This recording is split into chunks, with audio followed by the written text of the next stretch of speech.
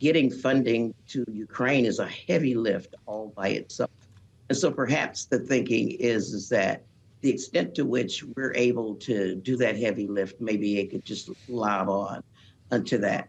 I hadn't heard that strategy, but I do think that the Baltimore bridge really has an impact on not only local passenger traffic, but commerce. And so I know that it is a very high priority for everyone.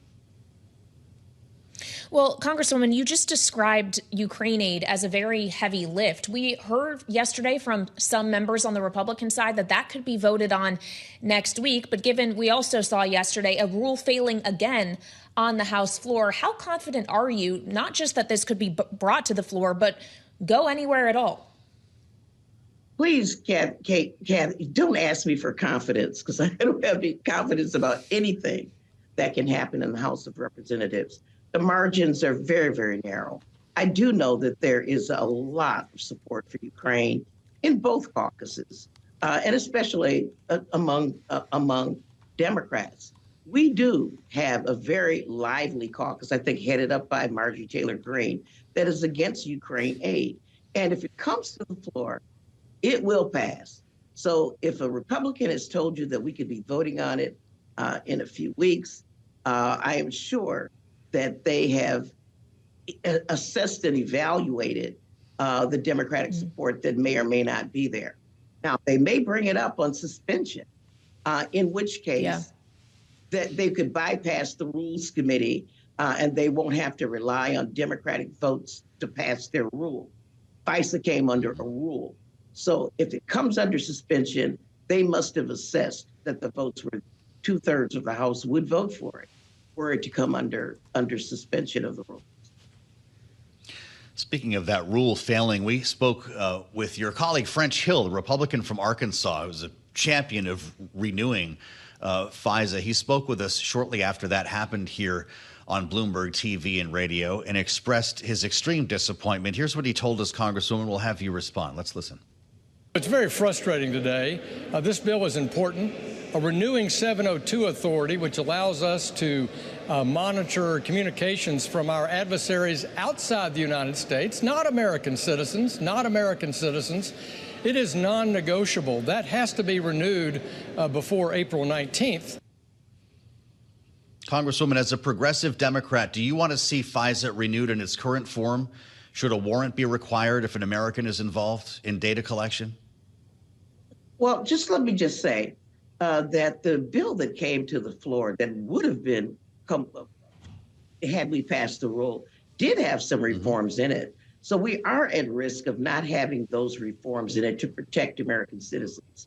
I think the Republicans listened to Donald Trump, who had a bone to pick with FISA, since he and his comrades who were engaged in conversations inappropriately with Russia were caught up in the FISA warrants. So I think that that he has personalized this and not looked at the broader need to make sure that our country is protected by our adversaries overseas. There were reforms that I agreed with, and perhaps we won't see those reforms if they have to come up with a near renewal. Well, Congresswoman, as you bring up former President Donald Trump, it's worth noting that the House Speaker Mike Johnson will be alongside him tomorrow in a news conference at Mar-a-Lago in Florida, especially given all of the murmurs we have heard about potentially Democrats such as yourself stepping in to save the speaker should Marjorie Taylor Greene actually move on a motion to vacate the chair. Does his closeness with the former president change the calculation for Democrats? What do you think about whether you would ever cast a vote or just not vote at all to help save the speaker? Well, I can tell you, as a person who's sick and tired of the impeachments and censorships and punishments, I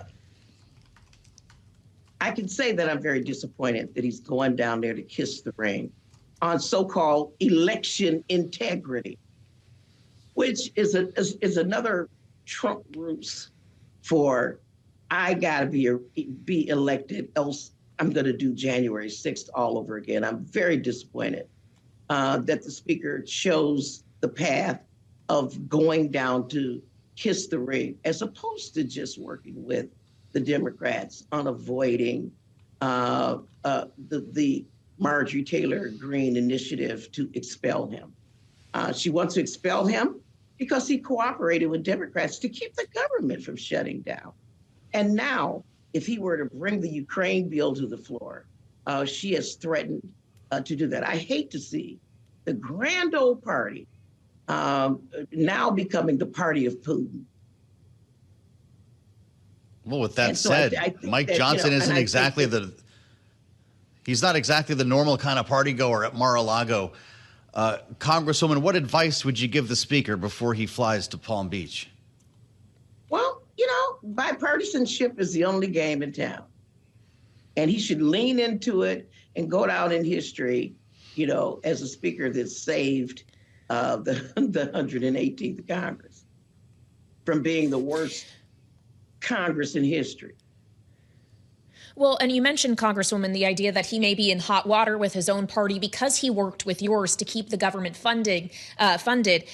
If he were to work with Democrats in the House as well to make sure that Ukraine got funding, do you think it is likely that his speakership would remain intact due to Democratic action? Have you heard anything from Hakeem Jeffries about that idea?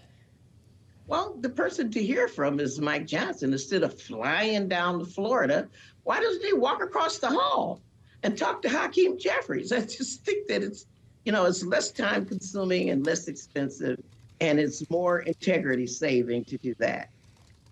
Mm-hmm.